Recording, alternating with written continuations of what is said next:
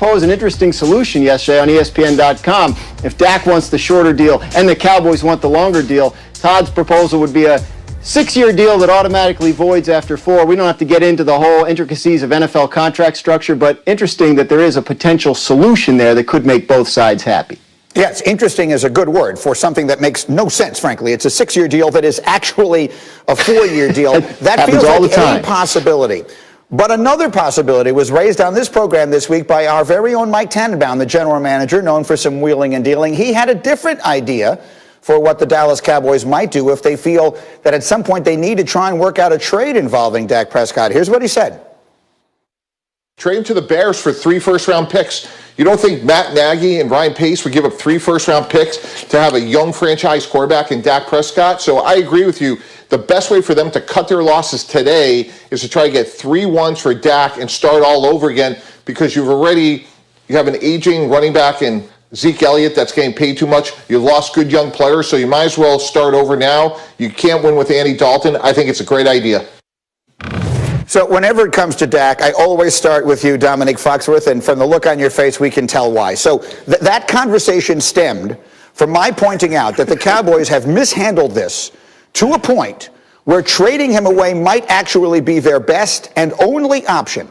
They are probably staring, if they don't do that, if they franchise him this year, at paying him $70 million to play 2 seasons for them and then having him walk and getting nothing in return a year from now. So it is possible, it is conceivable that trading him away, a sign and trade, is actually their best option.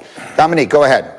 Well, I mean, I think they should treat my cousin Dak with a lot more respect than they are right now. They should have signed cousin Dak a long time ago. My play cousin is a top 5 quarterback in the league, and he deserves to be compensated as such. But I do think from the Cowboys standpoint, yes, you've made a lot of bad decisions or indecision that got you to this situation. I think that trading him, if you can get 3 first-rounders for him, then it's something that you have to consider. But I don't think that Dak wants out. Like, Dak is the perfect quarterback for that situation. He's done everything that they've wanted up until this point, and he doesn't seem like he is on the Deshaun Watson path where he's going to force his way out. So why would you get rid of a franchise quarterback? They're so hard to find. And I know sometimes we just give the guy a label of franchise quarterback because he's the starting quarterback of the team. No, there aren't many real legitimate franchise quarterbacks that you can build around and be competitive with if you put the right pieces around. Dak Prescott is that. He is perfect in Dallas, and I don't know why they have bungled this as much as they have up until this point, but they should stop. Give my man his money for 3 years, 2 years.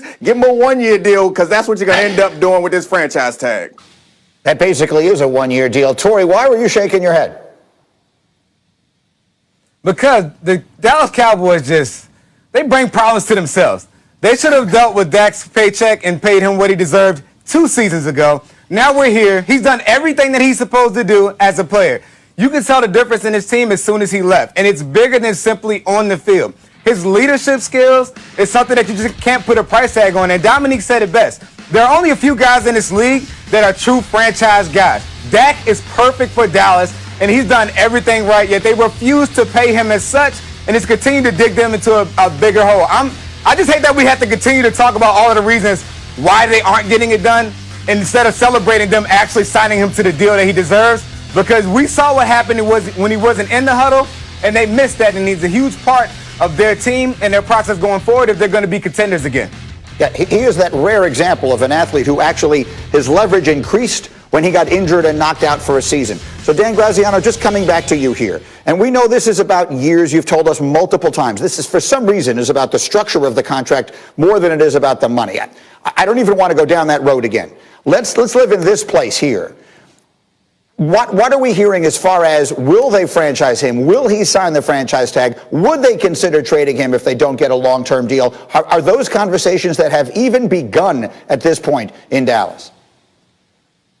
Well, some are, some aren't. Look, if they don't get a long-term deal done by March 9th, which is the latest you can franchise someone, they will definitely franchise him. There's no question about it. They do not want him to walk, and that would buy them more time. They'd have until July 15th to do a long-term deal. Now, obviously, they'd be in a tough spot. The franchise tag goes up when you use it for the second time, and it would hurt them on their salary cap. But they're not letting him out of the building. Look, the Cowboys did not call about Matthew Stafford. They haven't called about Deshaun Watson. Their plan is for Dak Prescott to be their quarterback this year and beyond. They still believe that they can have that, and he hasn't expressed any desire to not be there. And if you're going to franchise and trade him, as we've seen teams do with some players in recent years, he has to agree to that because he would have to sign the franchise tag before a trade could happen, so that would limit your leverage in terms of where you could send him. He would have control over that situation. I still believe this will get done at some point. I don't know what it'll look like when it does. If it doesn't, and he plays on the tag again this year,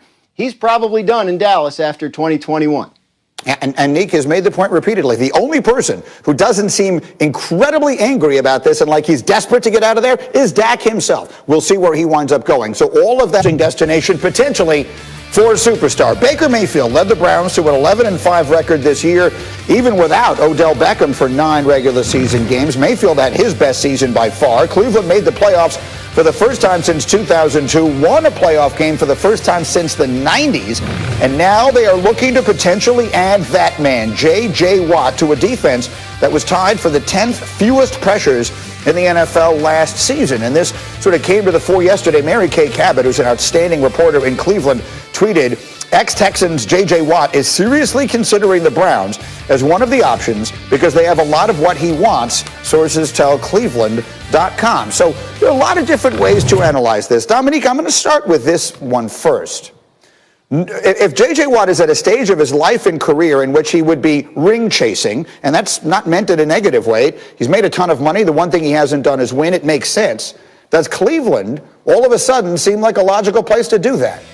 No, not given the other possibilities that are out there. Like Green Bay is another one that's rumored. I think Buffalo is getting some rumors. Those teams feel closer to me to championships than Cleveland. I think when Mary Kay Cabot says it has a lot of the things that he wants, I think those things are Myles Garrett. Like that sounds really attractive to a guy like J.J. Watt, who is double teamed so much and is still an effective pass rusher from both the inside and the outside. I think what's attractive about Cleveland is playing in the vicinity of Myles Garrett and knowing that you're not the number one priority. For the first time in your career, you walk out on the field and offensive linemen and offensive coordinators are stressing out about somebody else. And you can go in there and make plays and contributions from either the tackle or the edge spot in the way that you probably have never, ever, ever been able to do in the history of your career. Even when Jadeveon Clowney was there, the offenses were still focused on finding ways to stop J.J. Watt. So if J.J. Watt can stay healthy and play opposite Myles Garrett, that's a problem. Otherwise,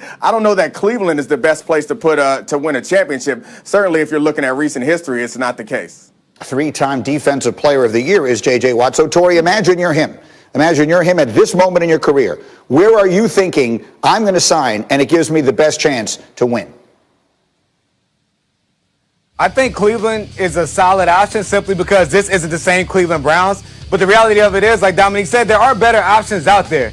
If I was J.J. Watt, he really has a storybook ending on 2 sides. He can go back to Wisconsin and play for the Green Bay Packers and be in his hometown or in his home state, or he can go and play with his brothers, which is the option that I would choose. If you're going to go and compete at a place that is not a sure thing, it's not like picking the Kansas City Chiefs, which is a popular destination for anyone that wants to chase a ring at this point because of Patrick Mahomes. But Pittsburgh has a rare opportunity for him to play with both of his brothers, TJ and Derek. And that's something that, again, you couldn't even write a story better than this. And if I was JJ, because it's not all about the money at this point, that's the place that I would consider. So, Dan Graziano, what are we hearing as we look around the league here? What are we hearing about possible destinations for JJ? What I've been told is, yes, the priority for J.J. Watt is that he wants to win. He wants a place that gives him a chance to win.